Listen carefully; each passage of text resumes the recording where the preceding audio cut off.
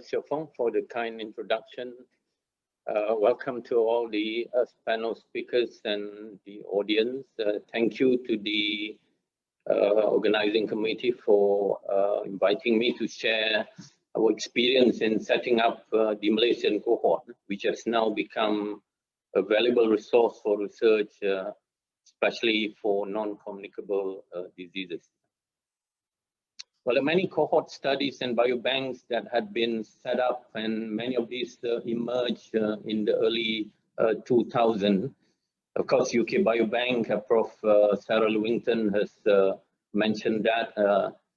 There is a Taiwan Biobank on our side of the globe, recruiting 250,000.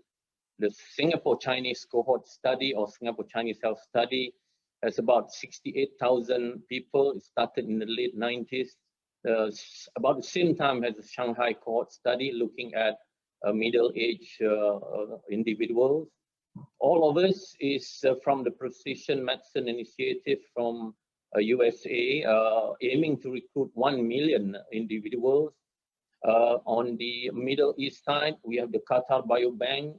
They are aiming to collect about 60,000 individuals and sequencing all the genomes of these individuals. And of course, last but not least, that I'm showing here is our own Malaysian cohort that has recruited more than 120,000 participants to date. Well, in the year 2009, the Time magazine listed biobanking or biobanks as ideas, one of the ideas, top 10 ideas that would change the world. And in 2019, fast forward 10 years later, the Forbes magazine published an article mentioning that biobanking is changing the world. As you all know, the relevance of having a large population-based studies, which will include collection of biospecimens or biobank, would provide the opportunity to do large-scale research in diagnostic and therapeutics, big data analytics. It will also allow biomarker discovery and translational research, allow us to identify risk factors and associate this with diseases. And of course, as we talk about precision medicine now, biobanking and large population-based cohort study would be a strong enabler for precision medicine. Of course, at the end of this, all these results will transform healthcare. And now we have the artificial intelligence driving a lot of the processes for biobanks and also cohort studies. Let's just introduce Malaysia here for the benefit of our guests from UK. We have about 32 million population and about 6% are aged 65 years and above. A multi-ethnic nation. Our health indicators are not too bad. They are quite up there with the developed nations. We have a very strong and comprehensive subsidized healthcare, almost universal in nature. With just 25 US cents, we could get access to healthcare. But with this, we have the sort of, in a sense, the indicator to show that our health is not that good. Prof. Nolaila has mentioned about the NHMS survey, type 2 diabetes in adults now stands at 18.3% prevalence. If you look at the top principal causes of death in Malaysia, this is from the Department of Statistics, Malaysia 2020. There's the dominance of NCDs as the main causes of death. Only pneumonia come into the top 5. The rest are related to non-communicable diseases. So how did the Malaysian cohort started? So there is a political will here.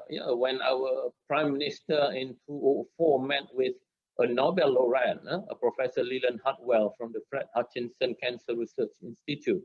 And Professor Hartwell told him about large-scale population studies that are being sort of set up across the world. And at that time, Fred Hutchinson Cancer Research Center was hosting the Asia Cohort Consortium. And immediately, our Prime Minister decided that Malaysia should have a cohort study. That's how it all began, and the rest is history. Yeah.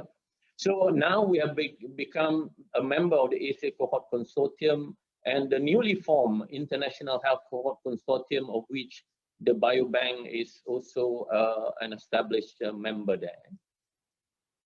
It took 2 years of planning, many workshops involving many experts. We had 9 subcommittees. We had an advisor from Fred Hutch itself, in Professor John Porter.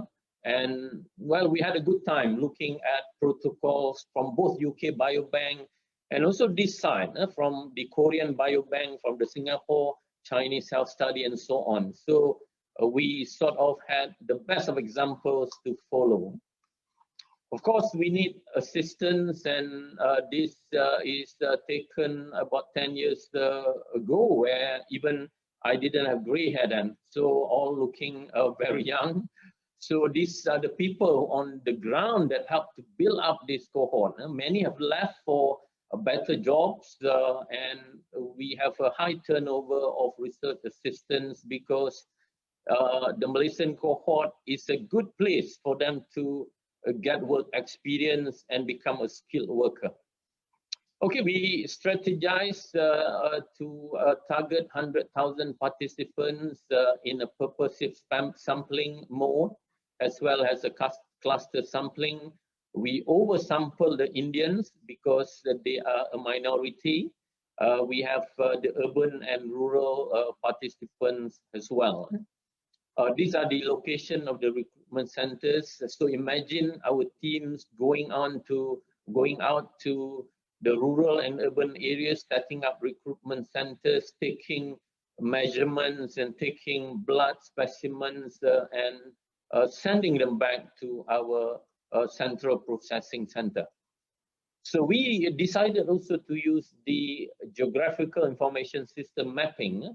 If you see here, each dot represents a participant, and this is very useful as we move towards environmental-based studies. For example, the role of air pollution in relation to lung diseases, for example, and useful for studying gene-environment interaction as well.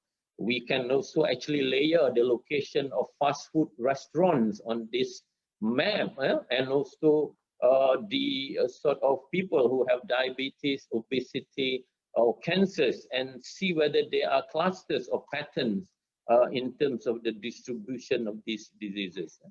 We measure them, and we follow again the gold standard of many other cohorts, especially the UK Biobank.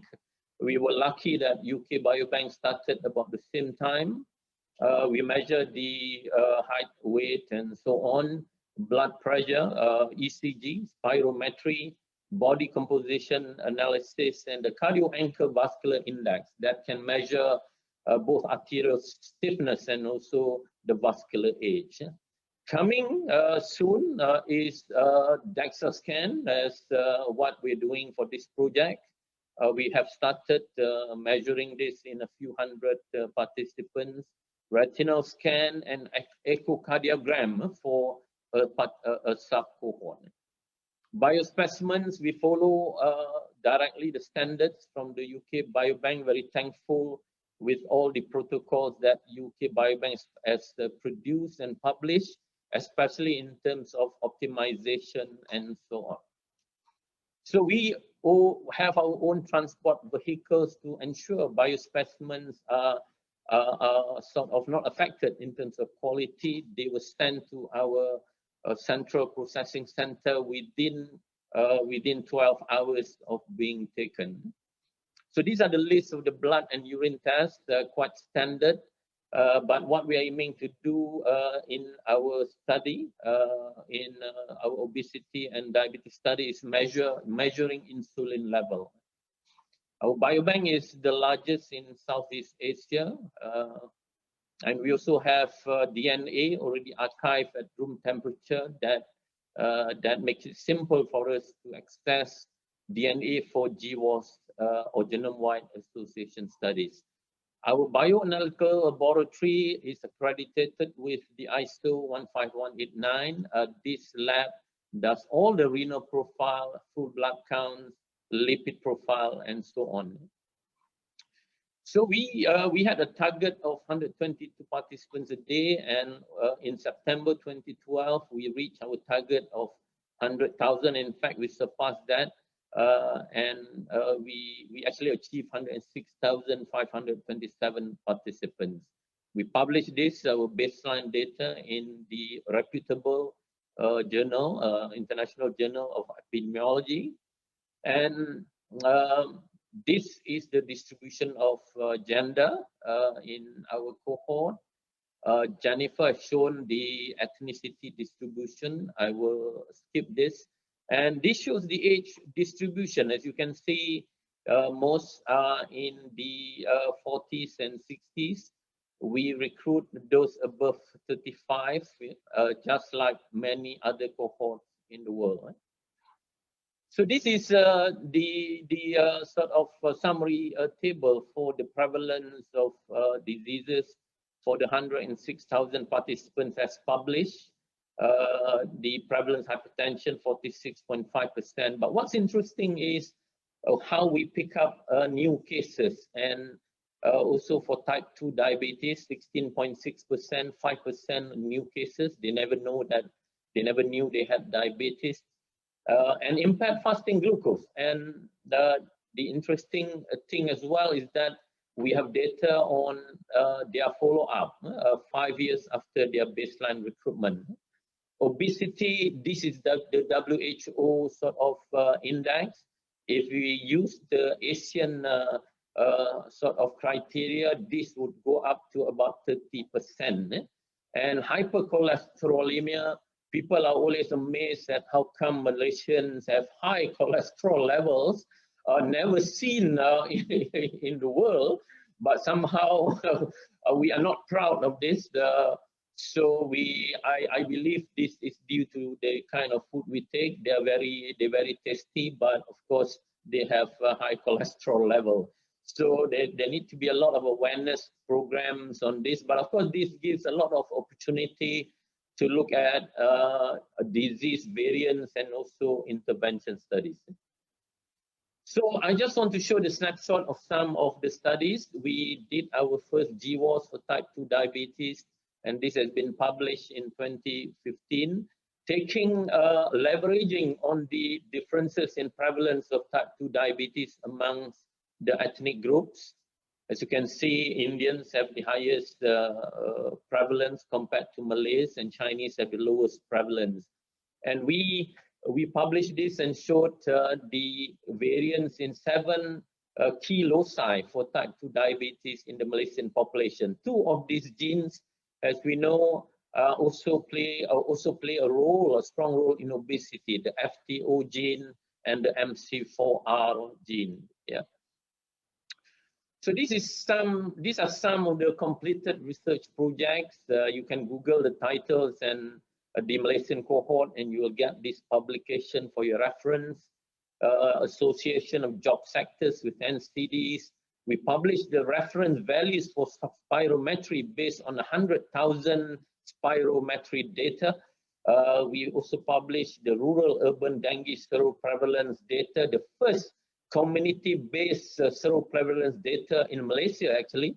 We also published the genetic risk factors for diabetic nephropathy, cardiovascular risk estimation using lipid profile and Framingham risk scores. We have not published this, genetic of sudden cardiac death, but this has been completed. We have completed a project looking at multiple assay of 25 trace multiplex assay of 25 trace elements for detecting colorectal cancer. We also have completed work on whole exome sequencing, looking at new variants for familial hypercholesterolemia, and last but not least, gene-environment interaction to predict chronic kidney disease. So some of the ongoing projects, the list is not exhaustive here. We have many teams working on many different projects. Adiposity Disease Risk, this is the project we're talking about here. I'm thankful for the funding from MRC and Malaysia. Precision medicine for diabetics, that's our work with University of Dundee, also an MRC funded grant. Non-coding RNAs in diabetic nephropathy. We are starting work or planning to work on non-alcoholic fatty liver. Cancer biomarker discovery is ongoing using the omic science approach. We are planning an intervention study on pre-diabetics. Again, another group will look at mental health and cognitive function, especially looking at early dementia, biomarker-based nutritional studies, and also some gene environment studies. I just like in the last few slides to look at the mortality, and since recruitment, we have recorded 7,575 deaths from all causes, and 1,506 deaths due to cancers. So these are the top 10 of cancer deaths in our cohort. They're quite similar to the national data, and this again because we have pre-symptomatic or pre-diagnostic sample. These are really valuable sort of data and specimens to detect biomarkers for early cancers. And if you look at this particular graph, based on the cancer death, we can see that many of them sort of die in terms of timing from enrollment to death. And if you look at the sort of accepted nomenclature for discovering biomarkers, death that happen within 18 months of recruitment are the best kind of specimens to look at for early biomarkers if you use proteomics, metabolomics, or even epigenomics. So we have also included a value added colorectal cancer screening for our cohort and simultaneously collects tools for our cohort biobank. As you can see here, we have published this data. From about 2,000 participants screened, we pick up 7 cases of colorectal cancer and more than 50 neoplastic polyps, which sort of have given added value to our cohort. So challenges, our health events are mainly via self-reporting because our hospital have not many hospitals have electronic medical records, and it's hard to link medical records to validate events. 40% of deaths are not certified by the medical personnel. We are planning to do verbal autopsy, and our Oxford colleagues are helping us a lot with that.